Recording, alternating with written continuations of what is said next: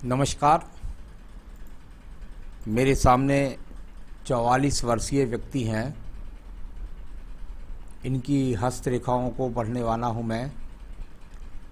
क्या क्या उंगलियों की इनकी गतिविधि है, क्या क्या इनके पैरों की गतिविधि है, क्या क्या इनकी रेखाएं कहती हैं, इन सभी चीज़ों को मैं क्रम से पढ़ करके बताऊंगा और क्या इनको करना चाहिए अपने जीवन में, अपने सुख के लिए, अपनी धन वृद्धि के लिए, ये सब मैं आपको बताने वाला हूँ। यहाँ बात करता हूँ सबसे पहले मैं आपकी कनिष्ठा उंगली के बारे में। कनिष्ठा उंगली जिसकी लंबाई बिल्कुल एक्यूरेट सूर्य के प्रथम पर्व तक पहुँच गई। अगर नौकरी के लिए, व्यापार के लिए, समझ के लिए, नौकरी व्यापार की समझ, उसमें उन्नति तरक्की प्राप्त करने के लिए हस्तरेखा सामुद्रिक शास्त्र में सबसे सर्वश्रेष्ठ उंगली है तो वो ये लंबाई है। इसका आगे जाना, इसका छोटा रहना अपने आप में किसी न किसी कमी को दर्शाता है। यहाँ पर ये सर्वश्रेष्ठ उंगली व्यक्ति का बुढ़ापे तक अच्छी याददाश्त, मानसिक स्थिति, श्रवण शक्ति, बुद्धि सभी सर्वश्रेष्ठ होती है। प्रथम पर्व अनुकूल है, अपने आप में सर्वश्रेष्ठ व्यक्ति हैं। सेकंड पर्व भी अपने आप में किसी प्रकार की कोई दूषित पर्व यहाँ पर ज़्यादा दिखलाई नहीं पड़ते। व्यक्ति का व्यवहार अपने व्यापार में किसी भी आवेश में नहीं आता, अपना सही तरीके से काम करता है। निचला पर्व, उस पर भी अगर मैं देखता हूँ तो वो प्रगतिकारक रेखाएं जो निरंतर व्यक्ति को धन देती हैं वो भी यहाँ पर दिखाई पड़ती हैं। तो ये थोड़ी सी जो इस तरह से राहु रेखाएं लग जाती हैं तो इसे कहते हैं कि भाई मैं खोल रहा हूँ धन, निकाल रहा हूँ धन, परंतु मुझे उसके लिए बहुत संघर्ष करना पड़ रहा है। तो ये संघर्षकारक स्थिति है। हमारे शास्त्र में इसको कभी कभी अच्छा भी माना जाता है, क्योंकि अगर व्यक्ति की संघर्ष की स्थिति नहीं रहती तो वो अपने आप में आलसी होकर के अपने नुकसान उठा जाता है। बात करता हूँ आपकी यहाँ सूर्य की उंगली की। प्रथम पर्व बिल्कुल अनुकूल, इसमें कोई भी शक नहीं, अच्छा है। कोई बीपी का रोग यहाँ पर नहीं, किसी प्रकार से क्रोध का रोग नहीं और किसी प्रकार से आंखों के रोग के कोई संकेत यहाँ पर नहीं दिखते। सेकंड पर्व पर देखता हूँ तो कुल मिलाकर यहाँ भी कोई माइनस रेखाएं ज़्यादा नहीं चमकती हैं, जो बताती हैं आपके जीवन के अंदर ऐसी रेखा नहीं दिखती ज़्यादा। तो कुल मिलाकर ये अपने आप में बताती है कि आप अपने परिवार के सम्मान को बढ़ा रहे हैं अपनी दिमाग की स्थिति से। थर्ड पर नीचे वाला उन्नत है, यानी कि कुल मिलाकर एक अच्छे सम्मानीय व्यक्ति, एक परिवार से सम्मानीय व्यक्ति आप हैं। बात करता हूं मैं इसके बाद में शनि की उंगली के बारे में। शनि की उंगली, और यहाँ पर यदि मैं देखता हूं तो कोई भी स्थायी रोग का संकेत दिखाई नहीं पड़ा, परंतु सेकंड पर्व पर काफ़ी माइनस रेखाएं दिखलाई दी। जब ये माइनस रेखाएं, जब ये राहु रेखाएं आपके सेकंड पर्व पर होंगी तो ऐसे व्यक्तियों का व्यापार में काफ़ी कुछ धन, व्यापारी का काफ़ी कुछ धन दूसरे लोगों में डूब जाता है। कुछ लोग ऐसे मिल जाते हैं आपको जो आपका धन लेकर के बैठ जाते हैं, देते नहीं हैं। साथ ही साथ शनि का पर्व धन का पर्व है, ज़्यादा खड़ी रेखा नहीं है, संघर्ष जारी है धन को बनाने के लिए, कुछ ना कुछ लोन कर्ज की स्थिति भी है। अब बात करता हूँ नीचे वाले पर्व की शनि की। उस पर भी अपेक्षाकृत रेखाएं कुल मिलाकर ठीक है। भगवान की कृपा से आप धन कमाते रहेंगे और अपनी पूर्तियों को करते रहेंगे। शनि और सूर्य की उंगली का ये गैप आपके जीवन में आपके माल को दूर दूर तक जब तक आप नहीं पहुंचाएंगे तब तक आपको ज़्यादा सफलता नहीं मिलेगी। यानी कि मैं समझता हूं अपने स्थान से लेकर के और कई सौ किलोमीटर की दूरी तक माल को जितना सप्लाई करेंगे उतना आपके जीवन में ज़्यादा आपको लाभ मिलेगा, या वहां से संपर्क करके आप माल प्राप्त करेंगे तो ज़्यादा फायदेमंद रहेगा। आइए बात करता हूं बृहस्पति की उंगली के बारे में। प्रथम पर्व से किसी प्रकार का खान पान का कोई रोग दिखाई नहीं देता। सेकंड पर्वत पर हल्की हल्की रेखाएं हैं, पत्नी के साथ वैचारिक मतभेद कोई ज़्यादा खराब नहीं है। और थर्ड पर्व पर ये धन का कारक ग्रह, संतान का कारक ग्रह और साथ ही साथ उनसे संबंधित अच्छी जो लग्जीरियसता है उसके लिए माना जाता है। यहाँ पर कह सकता हूँ कि बच्चों के लिए बहुत चिंतित हैं और उनके लिए बहुत किस तरह की अच्छी शिक्षा के लिए या उनके लिए अच्छा मकान बनाने के लिए ऐसी स्थितियों के लिए इनको पर्व को कह देते हैं कि हाँ भाई अपने आप से संतुष्ट नहीं है। बात करता हूँ मैं इसके बाद में आपके पर्व की, और वो पर्व है आपका बुध का पर्व। बुध के पर्व पर यदि मैं देखता हूँ तो मुझे कुछ स्थायी रेखा ऊपर की तरफ दिखाई देती हैं, हल्की हल्की रेखा यहाँ दिखाई देती हैं, लेकिन नीचे से अगर ये देखता हूँ तो ये सूर्य के पर्व से रेखा और एक दूर स्थानों से जुड़कर धन प्राप्त करने वाली ये रेखा। तो कुल मिलाकर आपके जीवन में सूर्य का इन्वॉल्वमेंट बुध रेखाओं के साथ है, बहुत भागदौड़ कर रहे हैं तब जाकर धन की स्थितियों को प्राप्त कर रहे हैं, ऐसा इन रेखाओं से बोला जाता है। मेरे शास्त्र के अनुसार मैं इस रेखा के द्वारा बहुत अच्छे धन की स्थितियाँ, यहाँ बराबर वाली जो छोटी छोटी रेखा है जब तक ये मजबूती से खड़ी नहीं होंगी, इसके नीचे वाली, तब तक आपके अच्छे धन के स्रोत आपको संतुष्ट करने वाले नहीं होंगे। कुल मिलाकर धन की स्थितियाँ हैं लेकिन भागदौड़ बहुत है। अब बात करता हूँ मैं यहाँ पर आपके सूर्य के पर्व की। इसको बिल्कुल आराम से देखिए, नीचे ट्रायंगल्स बनता है, यहाँ सीधी रेखा जाकर के इसके बाद एकदम सीधी खड़ी हो जाती है ये रेखा, फिर यहाँ से इस प्रकार से सीधी खड़ी हो गई। इसके 2-3 फल माने जाते हैं। नंबर 1 फल, इसका नंबर 1 फल माना जाता है व्यक्ति अगर युवावस्था में प्रयास करे तो दूर स्थान नौकरी प्राप्त कर सकता है, एक बात। दूसरा, सरकारी नौकरी प्राप्त कर सकता है, राज्य सरकार के टेंडर्स प्राप्त कर सकता है। ऐसा अब भी कर सकते हैं, कोई राज्य सरकार का टेंडर्स मिले तो उससे वो आपको जल्दी मिल जाए, इस प्रकार का संकेत। यहाँ से फिर एक शाखा निकल करके बुद्ध पर्वत को जा रही है, तो यानी फिर वही, यानी आपकी भाग दौड़ से आप धन प्राप्त करेंगे। इसके साथ में एक सहायक रेखा ऊपर की तरफ भी जा रही है जो आपको आने वाले जीवन में और ट्रैवलिंग को बढ़ा देगी। और एक रेखा यहाँ मंगल से इस प्रकार से देखती हुई आगे तक चली गई, यानी भाग दौड़ करिए, दूर स्थान से जुड़िए, मेहनत करिए, धन कमाइए, इसका संकेत इस प्रकार से है। यहाँ से जो रेखा है ये एक्स का चिन्ह नहीं बनाती है, यहाँ से रेखा सहायक रेखा सूर्य से निकलकर शनि की तरफ देखे, यात्रा करेंगे, धन प्राप्त करेंगे, ऐसा बोलते हैं। यहाँ पर बात करते हैं इसके बाद आपके पर्व की, और वो है आपका शनि का पर्व। अगर शनि के पर्व को देखता हूँ तो यहाँ प्लेन हाथ में देखिएगा, ये रेखा यहाँ से सीधी गई और बिल्कुल एकदम उन्नत करती हुई ऊपर की तरफ चली गई, यानी कि ये अपने आप में एक अच्छा संकेत हुआ कि भाई यहाँ से निकलती हैं शाखाएं, एक दूसरे से शाखा से शाखा, शाखा से शाखा निकल जाए तो व्यक्ति के जीवन के अंदर अच्छे धन के आगमन। सूर्य का इन्वॉल्वमेंट फिर वहीं आ गया शनि पर्व के साथ, यानी दूर भाग दौड़ से ही व्यक्ति का जीवन, यानी उसके अंदर ट्रेडिंग जो है, ये वी का चिन्ह बना रही है, ये ट्रेडिंग जो है वो कुल मिलाकर आपके यहाँ पर दूर स्थान से सप्लाई करके ही बनती है। और ये अच्छी रेखाएं हैं, भाग्य को ऊर्जित करने वाली रेखाएं हैं। इनमें से थोड़ी सी हल्का सा अगर बराबर बराबर दूरी पर रहती, एक दूसरे के साथ मिलकर ना चलती तो अच्छे धन के आगमन बनते। यहाँ पर ये अच्छे धन है, कोई बुरी बात यहाँ पर नहीं है। अब बात करता हूँ इसके बाद आपके बृहस्पति के पर्व के बारे में। बृहस्पति का पर्व, और यहाँ पर यदि मैं देखता हूँ तो ये एक रेखा गई सीधी सीधी जा रही है बृहस्पति की तरफ। ईश्वर के प्रति आस्था, पूजा पाठ रखना, यहाँ पर कुल मिलाकर छुपा हुई सी रेखा अभी चतुर्भुज बनाने का प्रयास करती है। आने वाले जीवन में कुछ खरीद पाएंगे। यहाँ पर कोई मुझे ब्रैकेट्स नहीं नजर आता। जब व्यक्ति के पास में अच्छे चतुर्भुज नहीं होते तो व्यक्ति का जो बनता है, मकान बनता है या फैक्ट्री बनती है, जो भी बनती है वो बिना कर्ज के नहीं बनती। तो अभी वो स्वतंत्र ब्रैकेट नहीं है, वैसे छुपे यहाँ पर ब्रैकेट्स दिखाई देते हैं। उसका मतलब है कि आपके जीवन में जो कुछ भी आपने बनाया है उसके अंदर आपको कर्ज की शरण लेनी पड़ी। बात करते हैं इसके बाद में आपकी हृदय रेखा के बारे में। हृदय रेखा और यहाँ से लेकर के और हृदय रेखा बिल्कुल अनुकूलता के साथ में चली गई। और यहाँ पर अगर मैं देखता हूँ तो इससे उठती हुई ऊपर की तरफ रेखा है, जब व्यक्ति के पास हो तो व्यक्ति को कोई ना कोई, एक तरह से ऐसे कह देते हैं जैसे राज्य सरकार से लाभ मिल जाए, 16 शनि पर्व की तरफ से उठ रही है। सपोर्टिंग लाइन भी नीचे से लगी हो तो कुल मिलाकर हिम्मत नहीं हारता और आगे चलता रहता। कोई बड़े रोग के संकेत नहीं, पत्नी से किसी प्रकार के अनबन के संकेत नहीं। बात कर लेते हैं इसके बाद में आपके यहाँ पर सीधा मंगल पर्व के बारे में। कर्म रूपी मंगल पर्व इससे काफ़ी शाखाएं जाकर के यहाँ से निकलती हैं।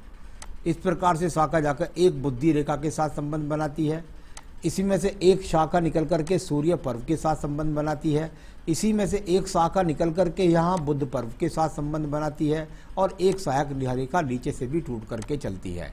तो कुल मिलाकर के ये कहीं भी राहु रेखा नहीं है। इनको बोल सकते हैं कि संघर्ष के साथ मेहनत करके अगर रेखा किसी रेखा को काटेगी तो निश्चित बात है संघर्ष पैदा हो जाएगा। ये अपने आप में थोड़ी सी बीच में से टूट गई हैं। अगर ये थोड़ी बहुत बीच में से टूटी हुई नहीं होती तो इनका बहुत अच्छा लाभ आगे आने वाले जीवन में, जब ये पूरी एकदम मिल जाएंगे मंगल से निकल करके, तो आपके जीवन में अच्छे साधन धन के मजबूत हो जाएंगे। तो अभी कहीं कहीं टूट रही है कि चिंता ना करें, ये जुड़ेंगी आपस में और इनका अच्छा लाभ मिलेगा। अभी ये सिर्फ संघर्ष को दिखलाने वाली रेखाओं के रूप में मौजूद हैं। यहाँ से लेकर लगभग 28 वर्ष तक काफ़ी जीवन के अंदर हो सकता है बचपन में बहुत बीमार भी रहे हों आप, तो ये इस तरह के संकेत हैं। यहाँ पर कभी कभी बचपन में एक्सीडेंट्स भी हो जाते हैं, उसके लिए माना जाता है, या कोई बड़ा रोग लग जाता है। यहाँ पर बुद्धि रेखा और इसका संबंध भी फिर चंद्र पर्वत से बना, यानी दिमाग के अंदर योजनाएं हैं दूर स्थान से जुड़ करके लाभ प्राप्त करने के। इस तरह का अच्छा संकेत यहाँ भी दिखलाई पड़ता है। एक मंगल पर्वत से रेखा घूम करके सीधा शनि पर्व के अंदर भी जाती है। ये रेखा यहाँ से टर्न करती है, फिर इसके बाद शनि पर्व को जाती है, यानी वही चीज़ फिर दिखलाई दी कि व्यक्ति कितना अपने काम के प्रति सजग है और कितनी योजनाओं और मेहनत के द्वारा अपने जीवन में धन को कमाता है। तो ये अच्छा है। इसको कभी कभी शुक्र वाले जैसी स्थिति बोल देते हैं, लेकिन वो नहीं है। अब बात करता हूँ झगड़े झंझट मुकदमे कोर्ट कचहरी के लिए द्वितीय पर्व। द्वितीय पर्व पर कोई झगड़ा नहीं, कोई झंझट नहीं, कोई मुकदमा नहीं, कोई कोर्ट कचहरी नहीं। तो इस तरह का पर्व यहाँ पर दिखलाई पड़ता है। चंद्र पर्वत नीचे का मानसिक पर्व स्थितियों के लिए जाना जाता है। इस पर्व पर मैं देखता हूँ तो किसी भी प्रकार का अभी विदेश से जुड़ने का कोई योग दिखाई नहीं देता, विदेश यात्रा का कोई योग दिखाई नहीं देता। देश के अंदर जरूर भागदौड़ होती रहेगी, उसकी कोई बात नहीं है, लेकिन विदेश से एक्सपोर्ट इंपोर्ट के लिए जो रेखा चाहिए वो मुझे यहाँ पर स्थायी रूप से नहीं मिलती हैं। साथ ही साथ केतु पर्वत पर किसी प्रकार का कोई रोग का संकेत नहीं, तो साथ ही साथ पूजा का भी संकेत नहीं, यानी व्यक्ति के पास स्थायी पूजा नहीं है जिसके लिए वो समय निकाल नहीं पाता है। बात करूंगा इसके बाद में मैं आपके पास बुद्ध रेखाओं के बारे में। बुद्धि रेखा अलग हुई, ये बुद्ध रेखा हुई। बुद्ध रेखा का मजबूत ना बनना ये अच्छा संकेत नहीं। ये बात तो मैं मानता हूं कि मंगल पर्वत से रेखा निकली मेहनत के साथ में, लेकिन भाग्य जब तक नहीं जुड़ता, जब तक व्यक्ति अपने जीवन के अंदर, बुद्ध उनकी उंगली ठीक थी, कनिष्ठा उंगली ठीक थी, लेकिन यहाँ से एक अच्छी स्थिति मजबूत रेखा अगर नहीं मिलती है तो व्यक्ति के व्यापार के अंदर अप डाउन का सामना हो जाता है। ये चाहे भले ही टुकड़ों में होती 2-3 में, लेकिन अच्छी रेखा का बनना अनिवार्य होता है। अब बात करते हैं हम आपकी भाग्य रेखा के बारे में। अगर आप अपनी भाग्य रेखा को देखेंगे तो आपको 2 तरीके से दिखलाई देगी। एक रेखा यहाँ से है, फिर इसके बाद बिल्कुल अस्त हो गई। आपके जीवन में 28-30 वर्ष से लेकर के और 35 वर्ष तक संघर्ष दिखाया इस रेखा ने, या इसके बीच में मुझे तो दिखाई नहीं देती, तो ये पहली रेखा है, वहाँ नहीं है। इसके बाद 35वें वर्ष से ये रेखा निकली। अब इसमें हम इस प्रकार से बोलते हैं कि भाई जब जब इस प्रकार की रेखा हो तो व्यक्ति एक काम से या एक ही इकाई में 2-3 फैक्ट्रियों से लाभ उठाता है। तो 2 सहायक रेखा एक साथ एक काम किया शुरू आपने 34-35वें वर्ष में, एक शुरू कर दिया 36वें-37वें वर्ष में, और इस तरह से सहायक रेखाएं साथ में चलती जा रही हैं। अब ये अपने आप में अगर मैं रेखा को मिटाता हूँ तो ये यहाँ पर बहुत ज़्यादा मजबूत नहीं है। मजबूत से मतलब जैसे गहरी आपकी हृदय रेखा है, इस प्रकार की गहरी रेखा ये इनमें से कोई सी भी रेखा नहीं है, यानी ये मध्यम है। ये इनका प्रकाश जो है, कहते हैं भाई अगर बल्ब का वाट की रोशनी कम होगी तो कम दिखाई देगा, या आंखों पर चश्मा नहीं लगा होगा तो कम दिखाई देगा। तो उसी प्रकार से ये मध्यम गति की है। इनमें ऊर्जा पड़ जाए तो इनकी पूजा पाठ हो जाए तो व्यक्ति का धन के अच्छे आगमन बनने शुरू हो जाते हैं। तो इस प्रकार की ये भाग्य रेखा। यहाँ पर अगर बात करूँगा किसी भी प्रकार से कोई दीप तो नहीं बनता, जरा देख लेता हूँ एक बार इसके साथ में इस रेखा का, बिल्कुल इसे कोई दीप की स्थिति नहीं कहा जा सकता। अब बात करते हैं इसके बाद में आपके यहाँ पर शुक्र पर्व के बारे में। शुक्र पर्व संसाधनों का पर्व, ये आपके यहाँ पर अगर मैं देखता हूँ तो कुल मिलाकर एक सामान्य व्यक्ति का जैसा शुक्र पर्व होता है उसी प्रकार से आपका यहाँ शुक्र पर्व है। यानी कि सामान्य रूप से जो संसाधन है वो सभी आपके पास में मौजूद हैं। संतान रेखाएं पत्नी के हाथ से पता लगती है, आपके हाथ में तो नज़र नहीं आ रही है मुझे। अब बात करता हूँ इसके बाद में यहाँ पर आपके प्रथम शुक्र पर्व के नीचे से दो जो पर्व होते हैं नीचे वाले, अंगूठे का तो ऊपर वाला तर्क शक्ति का होता है, बहस ज़्यादा करे व्यक्ति, बहस नहीं करते हैं, बड़ी शांत किस्म के बढ़िया आदमी है। सेकंड पर्व और माइनस रेखाएं लगी हैं, कुल मिलाकर के संसाधनों के लिए संघर्ष जारी है। मैं बात कर लेता हूं इसके बाद आपकी यहाँ पर आयु रेखा को, उससे बहुत कुछ पढ़ा जाता है, इसको थोड़ा सा देख लेते हैं। यहाँ पर जैसे गैप नज़र आता है इस जगह से, यहाँ पर हल्की सी स्लाइड नज़र आती है, उसको और देखता हूँ इंक वाले आँख से, फिर बताता हूँ पूरा फलित क्या है। यहाँ से गैप नज़र आता है, इसका फल बताता हूँ आपको।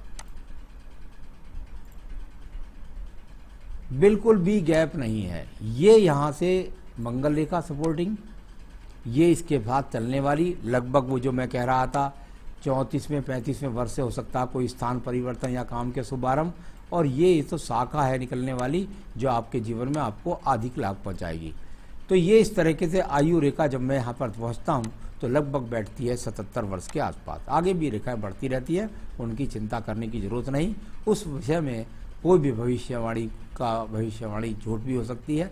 तो कुल मिलाकर यहाँ पर जो दिखती है मुझे आयु, उसको मैंने बोला है।